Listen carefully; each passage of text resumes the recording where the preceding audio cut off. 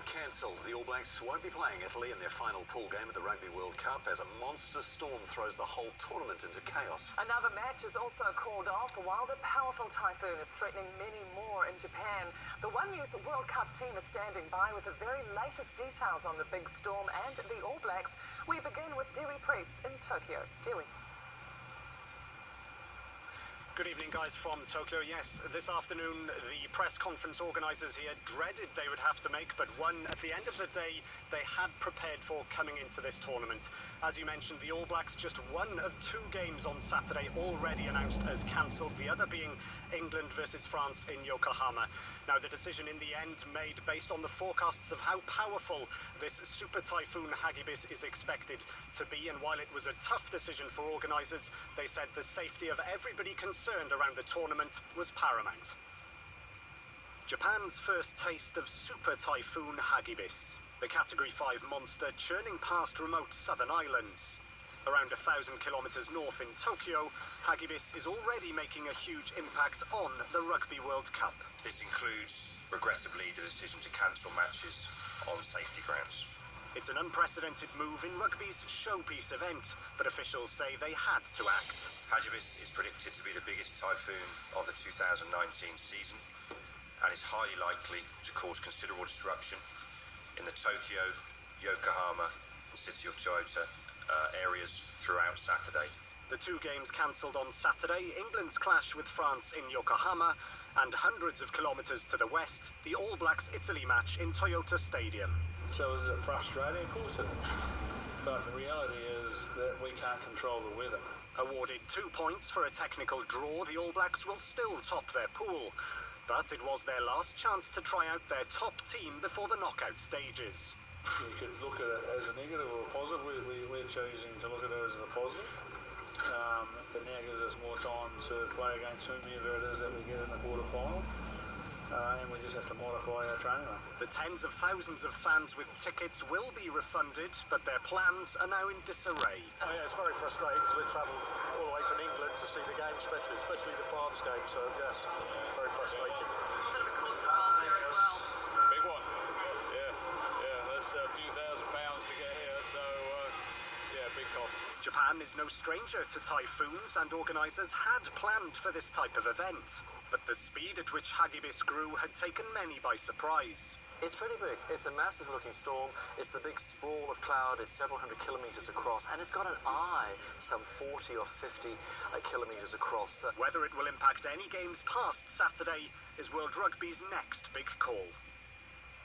Now, any decisions on those Sunday games will be made in the early hours of Sunday morning after authorities and the organising committee have had a chance to assess any potential damage or effects that the typhoon may have on the host venues on the Saturday. Now, one thing the organising committee did say today is that even though there is so much riding on that final game between Japan and Scotland, effectively a do or die for both teams on who goes through to the quarter-finals, there will be consistent treatment across the board. So there won't be any special treatment for the hosts match to be replayed a later day or moved to another venue. They will be given exactly the same treatment as the All Blacks have today. Now, it's also expected that this could affect other events in the city at the moment over this weekend. Formula One, of course, the Japanese Grand Prix expected to make a decision. But again, the World Cup say safety is absolutely paramount of fans, teams and players, and the decision will be made accordingly 6 hours before kick-off at the latest on Sunday morning.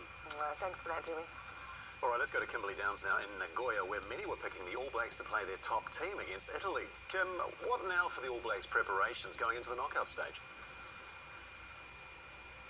Yes, well, the first thing I suppose that's impacted are their travel plans. The All Blacks were meant to make the trip down here to Nagoya tomorrow. That's no longer on the cards. And while they do go through at the top of Pool B, it does certainly throw a spanner in the works of some of their carefully made plans. They won't be able to give their top team a run this weekend. In fact, by the time they get to the quarter-final, it will have been a month since they faced tough opposition, that being against South Africa in their very first match of the tournament. It also means for the players returning from injury, say Brodie Retallick and Jack Goodhue, well, they miss out on some valuable minutes. Now, you would have heard Steve Hansen just before. Kieran Reid has also spoken in the last half hour about this. Here's what he had to say.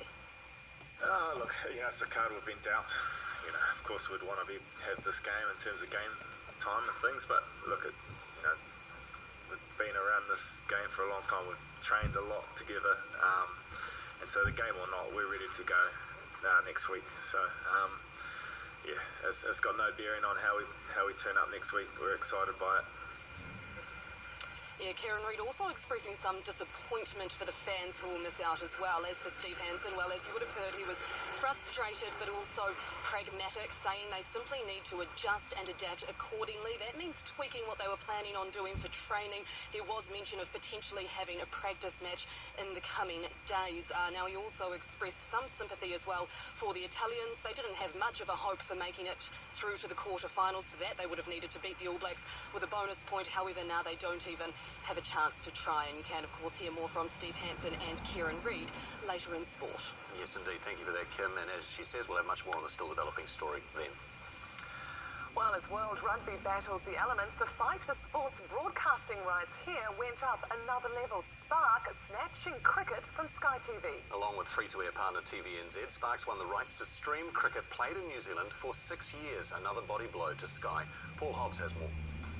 In the high-stakes game of sports broadcast rights, New Zealand Cricket's dispatched Sky Sport to the fence, aligning instead with streaming service Spark.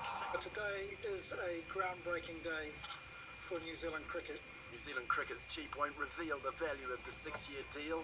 Well, that's commercially sensitive, obviously. But it delivers Spark Sport the rights to all formats of the game played in New Zealand, including all Black Caps and White Ferns matches. It's really exciting times, I think, for the viewer of sport, that you're now going to have some true competition in the New Zealand market. Sky still has the rights to many overseas matches, meaning fans will need to pay multiple subscriptions to get their fix. It is fracturing the market, and I think for consumers it's a really exciting time, but it's also going to be quite complex. Like it's done with the Rugby World Cup, Spark has teamed up with TVNZ, who will provide a number of matches free to air, something not seen in 25 years. I think there's a whole lot of people who love sport, and our role is to make that as broadly available as we can. Today's announcement is still bad news for Sky TV, having already lost the Rugby World Cup rights to Spark. I spoke to Martin Stewart this morning. He was disappointed. Stewart took over at Sky this year, vowing to make it the home of sport, adding, if someone outbids us, they're going to go broke. But it was Sky shares that tumbled to an all-time low today, dropping below $1. The company's value, half that of a year ago. Look, it's a body blow. It's a tough blow for them. They've got to bounce back from. What's really important now for Sky Sport is that they nail down, they bed down the Sanzar rights, and that's in the next couple of weeks. But Spark's promising a battle on that rugby front too. I think there are a number of things that we're interested in pursuing, and rugby is certainly one of those. Sky declined an interview, but in a statement said the strength of the Sky offer is the depth and breadth of our sport across 12 HD channels. While this is marred some of Spark's coverage of the Rugby World Cup, experts say technology is rapidly improving. It's the new way all content will be streamed and delivered to the homes. Meaning the battle for sports supremacy could be as intense off the field as it is on it. Paul Hobbs, One News. The SIS publicly apologised to Nicky Hager today after the spy agency was found to have acted unlawfully against the investigative journalist. This happened while the agency was trying to uncover a confidential source used by Mr. Hager in his 2011 book, Other People's Wars. It was assisting the Defence Force, which suspected one of its officers of being the source. Our spy watchdog found the SIS illegally obtained the phone records of Mr. Hager and the suspected leaker. All right, to breaking news now, and after much speculation, former Air New Zealand boss Christopher Luxon has finally confirmed takeoff towards a political career.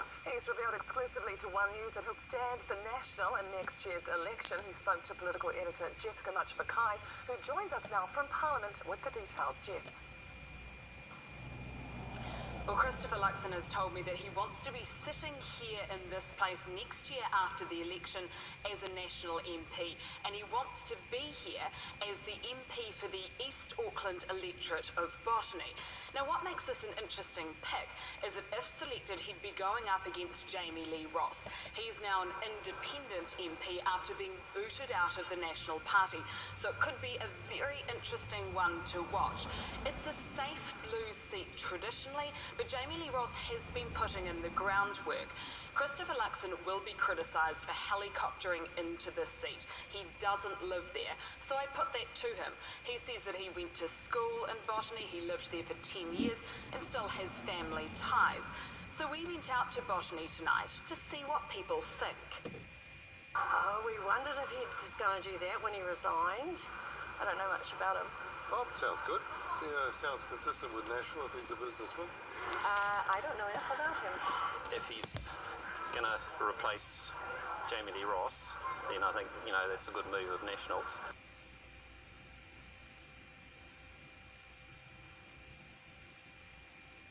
So as you heard there, some really interesting reaction. The thing is, what happens now is that a small group of national locals will decide who gets to have that nomination and who is selected, and then that will be announced in November. But you'd be putting money on the fact that he would be in with a very good chance. There's been a lot of chatter about political and leadership aspirations for Christopher Luxon before he's even been selected. It's worth noting in our last One News Colmar Brunton poll 2 months ago that he got 1% in the preferred Prime Minister rating, so 1% want him to be Prime Minister, and he's registering before he even made any of these announcements. As you say, Jess, he still has to be selected for the seat. Take us through how that'll play out. Yeah, so how that will play out now is those locals will decide, they'll then make the announcement, and it will be really interesting to see who is selected out of that. But I think it'll be a safe bet to say that he will be getting that nomination, and it will be interesting to see how that develops and plays out over the next few weeks and months. Yes, indeed. Thanks for that, Jess. A Kiwi living in Germany has described his terror when 2 people were shot and killed in an attack on a synagogue and kebab shop.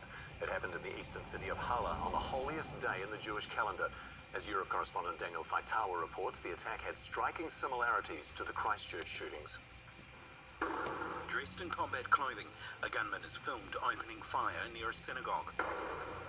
Kiwi Shane Smith was leaving his apartment building nearby when he saw it unfold. I heard probably 6 shots, 6 loud noises. A woman walking by and another man at a kebab shop were killed. 2 others were seriously wounded. Sort of noticed people up on the corner, so I walked up to have a look, and yeah, there's a lady lying there. I gathered that she was dead. It could have been so much worse. The 27-year-old gunman had first tried to force his way inside the synagogue, where it's believed up to 80 worshippers were marking the Jewish holy day, Yom Kippur. Failing to get through, he calmly started taking pot shots on the street. The attacker tried to destroy the door of the synagogue with heavy weaponry, and thank God these doors were stronger than the attacker's weapons. It sparked anger from Jewish leaders who say their requests for police protection on their holiest day were rejected. We were always told that everything is fine, everything is okay, everything is quiet. That quiet now shattered by a gunman who'd earlier published an anti-Semitic rant online, denying the Holocaust and calling Jews the root of all Western problems. Police have arrested the attacker, the Interior Minister fearing a right-wing extremist motive. Der Täter ist dann geflüchtet mit dem Fahrzeug. The suspect then fled in a car. The police was able to trace a vehicle which has been secured outside of Halle. The police arrested 1 suspect. The gunman's actions bear haunting similarities to the Christchurch shootings, which left 51 people dead in March. He too broadcast his attack on a live streaming website, this one lasting 35 minutes. As the normally quiet city of Halle recovers from the shock, German Chancellor Angela Merkel joined 200 people at a vigil in Berlin to mourn those killed. She's condemned all forms of anti-Semitism and has called for unity. Daniel Faitawa, One News, London. The gunman live-streamed his attack on gaming service Twitch, which is owned by Amazon, part of the Christchurch Call to Action initiative. Twitch says the video was viewed more than 2,000 times in the 30 minutes before it was removed, long enough for people to download and share the clips on other platforms. Jacinda Ardern is leading the drive against the sharing of violent and extremist material. Amazon is a member of the Call to Action and has joined the forum that is responsible now for trying to respond to these incidents quickly. That protocol kicked in, as I understand, straight away. Companies are talking to each other to try and stop the spread. That's after Twitch shared the details of the video with big tech firms who are part of the Christchurch call. Next, war in northern Syria as Turkey invades with an all-out ground and air assault to push back the Kurdish fighters who helped defeat ISIS. Why Donald Trump's being blamed for what could become a humanitarian crisis. Then, we get a first-hand look at a Kiwi baby boom. But at this wildlife centre, it's an adult Kiwi proving to be the star attraction. and later on 7 Sharp, more on the motorway miracle from last night, Maddie. We found him. We've tracked down the heroic truck driver who stopped an out-of-control car. We hear his side of this remarkable story. And any idea why this would appear in the local park? We reckon the answer will really surprise you. Plus, a special thrill for the country's biggest Green Day fan that's coming up at 7.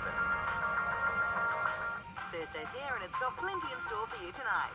They're leading the judges down the garden path on MasterChef. How hot is it going to be? Plus the hit new Aussie comedy. If you want tonight to be special, why don't you go all the way? And there's some truly horrifying house guests. Nothing to be scared of, is that? Yikes! And guess what else we've got? Oh, wow, you thought I forgot. Shame on you. That's tonight on 1. Right now we're inside New Zealand's lowest priced unlimited mobile plan, the Unlimited. I'm not Kung Fu. No, I don't.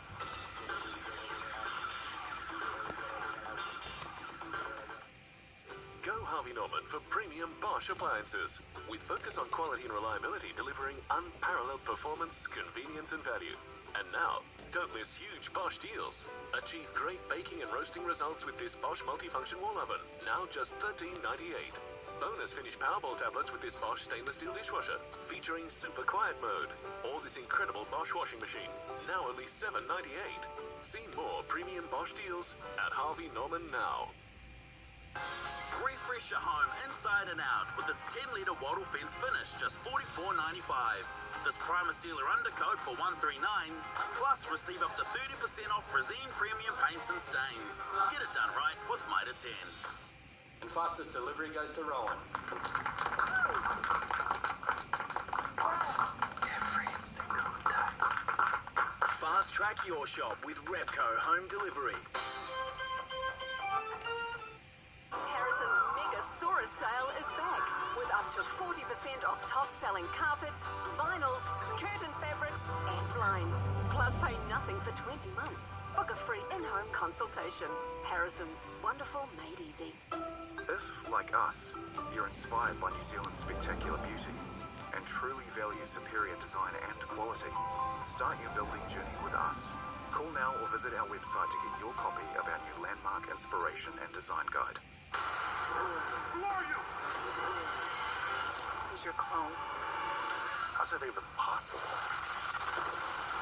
All the people in the world to come after me, why would he send you? Because I'm the best. You are obviously not the best. Henry owns what we created. He has to die. It's not every day a guy kicks his own ass in 2 continents. We have to end this. Gemini Man. If you've got any timber surface around your home, like your deck, that hasn't been cleaned for some time, we have a product to solve that problem. Hit the Deck. The deck was slippery, full of mold, 10 years of build-up, and I fixed it with Hit the Deck. Just brought it up so well, I'd recommend it to anyone. The results of when you hose the deck off were just brilliant, and it's great to see it happen in front of your eyes. Hit the Deck Timber Rejuvenator, using the cleaning power of pure oxygen. Available exclusively from Wet and Forget. Purchase online or at a Wet and Forget store near you. Today at Big Save, you won't beat this. Get this top-selling Sealy bed, available in 3 sizes for only one price. And today it's under $2,000. Hurry, they won't last. Broken hotspot. Yes. From inside a skinny unlimited mobile plan. Yes. Wow.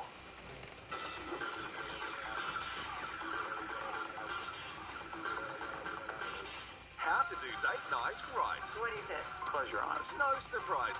This no excitement. Look at us, out and about, having fun. And absolutely no blame. Sorry, we do have a dress code. The brand new comedy, Can't Stay Married. Don't tell me to calm down. Tonight on One. Welcome back. Turkey's launched a major assault on Syria with warplanes and artillery hitting areas held by Kurdish-led forces. Kurds have accused their American allies of abandoning them after capturing thousands of ISIS fighters in joint military operations. The region in Syria's north is what Turkey's president calls the corridor of terror. The BBC's Ola Gurin reports from the border. In Syria, a new round of warfare. The town of Ras Al Ain under heavy bombardment, one of several just inside the border in the Kurdish-controlled northeast. It's the start of a Turkish offensive that is alarming Europe, has been condemned by America, and is bringing fresh instability to the Middle East.